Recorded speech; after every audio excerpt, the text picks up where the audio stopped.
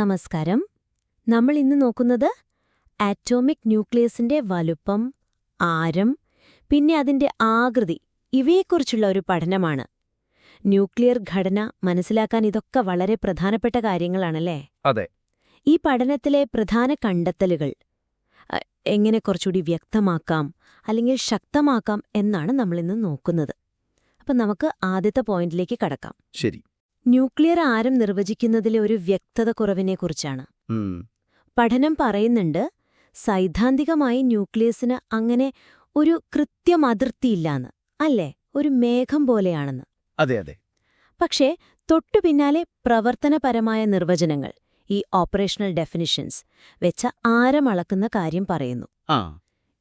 ഇത് തമ്മിൽ എങ്ങനെയാണ് ബന്ധിപ്പിക്കുന്നത്? അവിടെ ഒരു വ്യക്തത കുറവില്ലേ? ശരിയാണ്. അതൊരു പ്രധാനപ്പെട്ട കാര്യമാണ്. നമ്മൾ ആദ്യം പറയുന്നു ന്യൂക്ലിയസിന് കൃത്യമായ അതിരില്ല, അതിന്റെ സ്വാധീനം അനന്തമായി പോകുന്നു എന്നൊക്കെ. പക്ഷെ പരീക്ഷണം ചെയ്യുമ്പോൾ നമുക്കൊരു നമ്പർ വേണം, അളക്കാനൊരു വഴി വേണം. അവിടെയാണ് ഈ ഓപ്പറേഷണൽ ഡെഫിനിഷൻസ് വരുന്നത്.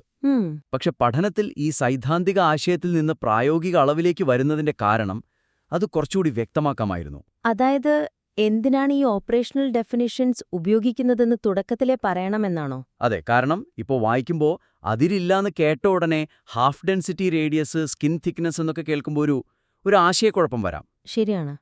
അതിരില്ലെങ്കിൽ പിന്നെ എങ്ങനെ ഇതൊക്കെ അളക്കുന്നു എന്ന് തോന്നും. അതെ, ആ ഒരു ചോദ്യം വരും. അപ്പോൾ അതിൻ്റെ ഒരു ഉത്തരം പോലെ തുടക്കത്തിൽ കൊടുക്കുന്നത് നന്നായിരിക്കും. ചിലപ്പോൾ ഇങ്ങനെ പറയാം: ന്യൂക്ലിയർ ആരം നിർവചിക്കുന്നതിലെ വെല്ലുവിളി പറയുമ്പോൾ തന്നെ ഈ പ്രായോഗിക സമീപനത്തിന്റെ ആവശ്യകത പറയുക. ഓക്കെ. ഒരു ഉദാഹരണം പറഞ്ഞാൽ, സൈദ്ധാന്തികമായി അതിരുകളില്ലെങ്കിലും പരീക്ഷണങ്ങളിൽ താരതമ്യം ചെയ്യാനായി നമുക്ക് നിർവചനങ്ങൾ വേണം.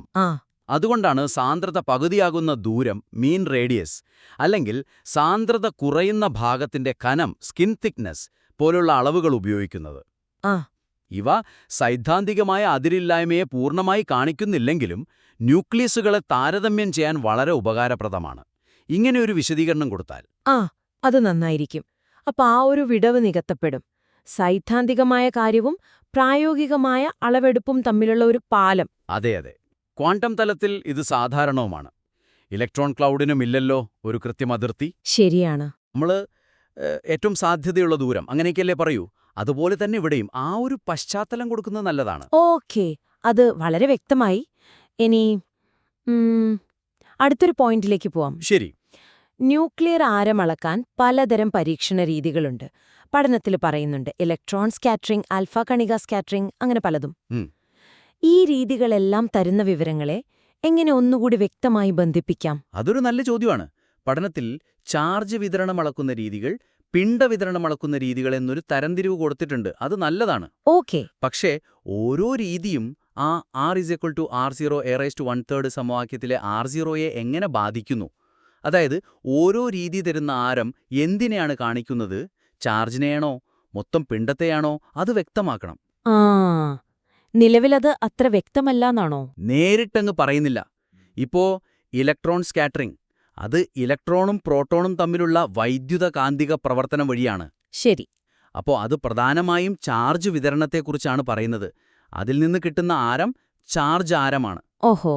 എന്നാൽ ആൽഫ കണികയോ പ്രോട്ടോണോ ഉപയോഗിക്കുമ്പോൾ അത് ന്യൂക്ലിയസിലെ എല്ലാ കണികകളുമായിട്ടും, അതായത് പ്രോട്ടോണുമായും ന്യൂട്രോണുമായും ശക്തമായ അണുകേന്ദ്ര ബലം വഴി പ്രതിപ്രവർത്തിക്കും.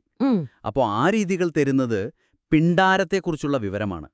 ഈ വ്യത്യാസം അവിടെ വ്യക്തമാക്കുന്നത് നന്നായിരിക്കും. അപ്പോൾ നിർദ്ദേശം എന്താണ്? ഓരോ രീതിയെക്കുറിച്ച് പറയുമ്പോഴും അത് ഏത് ആരം തരുന്നു എന്ന് പറയുക എന്നതാണോ? അതെ. അതുമാത്രമല്ല, അതുമായി ബന്ധപ്പെട്ട R0യുടെ ഏകദേശ മൂല്യവും സൂചിപ്പിക്കാം. ഉദാഹരണം പറയാമോ? പറയാം. ഇലക്ട്രോൺ സ്കാറ്ററിംഗ് പറയുമ്പോൾ ഇത് ചാർജ് വിതരണത്തെക്കുറിച്ചാണ് വിവരം തരുന്നത്. ഇതിൽ നിന്ന് കിട്ടുന്ന ചാർജ് ആരവുമായി ബന്ധപ്പെട്ട R0 ഏകദേശം 1.2 FM ആണ് എന്ന് പറയാം.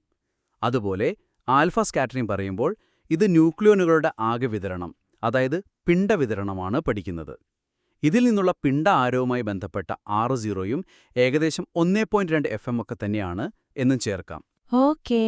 എന്നിട്ട് അതിന്റെ പ്രാധാന്യം പറയാം. അതായത് ചാർജ് ആരവും പിണ്ഡ ആരവും തമ്മിൽ വലിയ വ്യത്യാസമില്ല എന്നത് ന്യൂക്ലിയസിനുള്ളിൽ പ്രോട്ടോണും ന്യൂട്രോണും ഏകദേശം ഒരുപോലെയാണ് വിതരണം ചെയ്തിരിക്കുന്നതിന് തെളിവാണ് എന്ന് കൂട്ടിച്ചേർക്കാം. ആഹാ, അത് വളരെ നന്നായിരിക്കും. അപ്പോ ഓരോ പരീക്ഷണവും എന്തിനെയാണ് അളക്കുന്നത് എന്നും ആ അളവുകളെല്ലാം ചേർന്ന് എന്തു വലിയ ചിത്രമാണ് നൽകുന്നതെന്നും വ്യക്തമാകും. അതെ, ഓരോന്നും ഓരോ കണ്ണടയാണെന്ന് പറയാം. ഒന്ന് ചാർജിന്റെ കണ്ണട, മറ്റേത് പിണ്ഡത്തിന്റെ കണ്ണട. ശരിയാണ്. പക്ഷെ രണ്ടും കാണിക്കുന്നത് ഏറെക്കുറെ ഒരേ വലിപ്പം. അത് പ്രധാനപ്പെട്ട ഒരു കാര്യമാണ്. അതെ. ഇനി മൂന്നാമത്തൊരു കാര്യം, ന്യൂക്ലിയസിന്റെ ആകൃതി. പഠനത്തിൽ R=R0A13 എന്ന സമവാക്യം ഉപയോഗിക്കുന്നുണ്ടല്ലോ. അത് ന്യൂക്ലിയസ് ഒരു ഗോളമാണെന്ന്, ഒരു സ്ഫിയറാണെന്ന അനുമാനത്തിലാണല്ലോ. അതെ, അടിസ്ഥാനപരമായി അതെ. പക്ഷെ പിന്നീട് രണ്ടാം ഭാഗത്ത് പറയുന്നു, ന്യൂക്ലിയസിന് രൂപവൈകല്യം സംഭവിക്കാം, ഡിഫോർമേഷൻ ഉണ്ടാവാം. അതായത് അത് ഗോളാകൃതിയല്ല. ഉണ്ടാവാം. ഇത് അവതരിപ്പിക്കുന്നതിലൊരു ഒഴുക്ക് കുറവുണ്ടോ? അതായത് ഗോളമാണെന്ന് പറഞ്ഞിട്ട് പെട്ടെന്ന് അല്ലാന്ന് പറയുന്നു. ഉണ്ട്. ആ ഒരു പ്രശ്നം കാണുന്നുണ്ട്. ആദ്യ ഭാഗം മുഴുവൻ ഗോളാകൃതി എന്ന സങ്കല്പത്തിലാണ് മുന്നോട്ട് പോകുന്നത്. R=R0A13 എന്ന സമവാക്യം തന്നെ അതിൽ നിന്നാണ് വരുന്നത്. ശരിയാണ്. അത് വായിച്ചു കഴിയുമ്പോൾ എല്ലാ ന്യൂക്ലിയസും ഗോളം തന്നെയാണോ എന്നൊരു തോന്നൽ വരാം. എന്നിട്ട് സെക്ഷൻ 2 പെട്ടെന്ന് ഡിഫോംഡ് ന്യൂക്ലിയായി, ക്വാഡ്രുപോൾ മൊമെന്റ് എന്നൊക്കെ കേൾക്കുമ്പോൾ ഒരു തുടർച്ചയില്ലായ്മ ഫീൽ ചെയ്യാം. അപ്പോ അതെങ്ങനെ മെച്ചപ്പെടുത്താം? ഈ ഗോളാകൃതി എന്നത് ഒരു സിംപ്ലിഫിക്കേഷനാണെന്ന്, അല്ലെങ്കിൽ ഒരു ശരാശരി രൂപമാണെന്ന് ആദ്യമേ സൂചിപ്പിക്കുന്നത് നന്നായിരിക്കും. പ്രത്യേകിച്ചും R=R0A13 സമവാക്യം ചർച്ച ചെയ്യുമ്പോൾ തന്നെ ഇതൊരു അനുമാനം മാത്രമാണെന്നും ചില ന്യൂക്ലിയസുകൾക്ക് ഗോളാകൃതിയല്ല ഉള്ളതെന്നും ഒരു സൂചന നൽകാം. അതായത് ഈ സമവാക്യത്തിന്റെ പരിമിതി എന്ന നിലയിലോ? അതെ, ഇത് മിക്ക ന്യൂക്ലിയസിനും ഒരു നല്ല ഏകദേശ ധാരണ നൽകുമെങ്കിലും എല്ലാത്തിനും ബാധകമല്ല. ചിലതിന് സ്ഥിരമായ ഡിഫോർമേഷനുണ്ട്, ചിലത് റഗ്ബി ബോൾ പോലെയാവാം, ചിലത് പമ്പരം പോലെ പരന്നതാവാം. ഓക്കേ. ഈ ഒരു സാധ്യതയെക്കുറിച്ച് നേരത്തെയൊന്ന് പറഞ്ഞാൽ പിന്നീട് സെക്ഷൻ 2 കടക്കുമ്പോൾ അതൊരു സ്വാഭാവികമായ തുടർച്ചയാവും. എങ്ങനെ പറയാം? ഒരു ഉദാഹരണം. R=R0A13 വിശദീകരിച്ച ശേഷം ഇങ്ങനെ ചേർക്കാം. ഈ സമവാക്യം ഒരു ശരാശരി വലുപ്പം തരുന്നുണ്ടെങ്കിലും ഇത് ന്യൂക്ലിയസ് ഗോളമാണെന്ന അനുമാനത്തിലാണ്.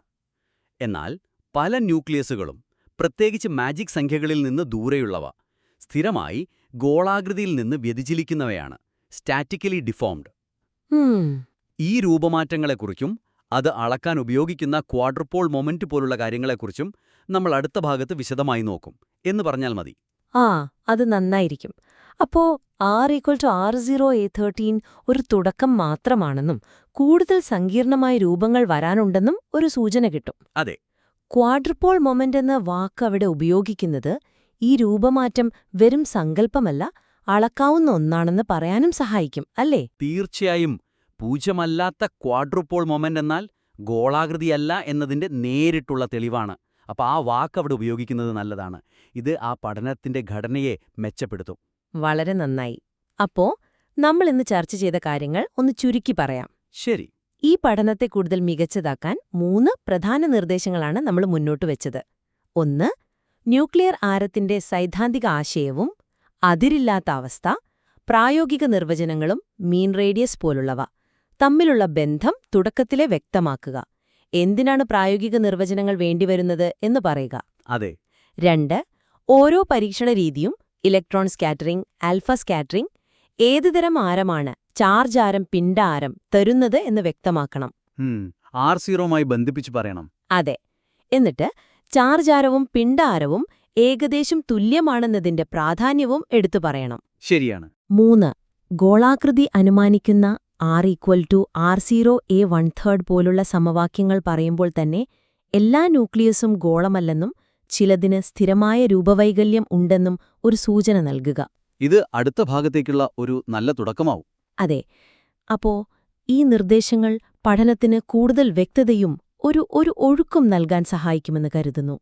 തീർച്ചയായും. ഇവ പരിഗണിച്ച് മാറ്റങ്ങൾ വരുത്തിയ ശേഷം മെച്ചപ്പെടുത്തിയ രൂപം വീണ്ടും ഒരു വിലയിരുത്തലിനായി സമർപ്പിക്കാവുന്നതാണ്. തീർച്ചയായും. അത് പരിശോധിക്കുന്നതിൽ ഞങ്ങൾക്ക് സന്തോഷമേ ഉണ്ടാകൂ.